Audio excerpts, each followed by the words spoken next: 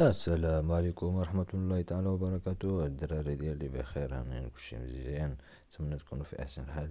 اللي بغيت نوريكم الأخوان، هو ديك الكسيدة اللي وقعت، اللي ماتوا فيها ديك جوج دراري. واحد فيهم كليان ديالي ديال الحلاقة شحال هادي.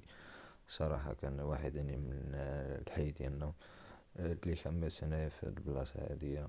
الله يرحمو في هاد النهار هذا.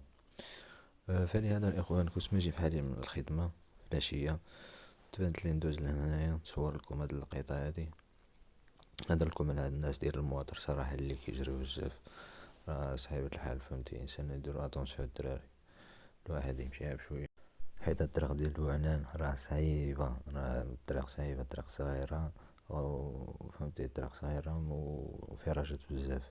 هذا هو اللي كاين الاخوان. وهاد البلاصة هادية بالضبط اللي كتشوفو نتوما دابا في وليد رجلي، راه تما جاو الريوس ديال جوج الدراري، كانوا طالعين في الموتور والطونوبيل هو هذا، ما بغاو يكاوريو عواج بيهم الموتور وتلاقاو مع بعضهم الطونوبيل والموتور، والريوس ديالهم الاخوان جاو في ديك السيارة. هذا هو اللي كاين الاخوان. فلهذا ديروا الاحتياط ديما، الحذر، الواحد يرد البال ما أمكن قبل ما توقع هذه الحاجة. أما إلا وقعت صافي ما عندك ما دير، راه اللي وقع وقع. فلهذا الإنسان يحتاج عليها قبل ما توقع، والإنسان يسوقها بالعقل، وميمشيش ديك الكسيري يقوس مع الناس كبارين كتخلعوهم كتعير صغارين كذلك دوالي شي واحد.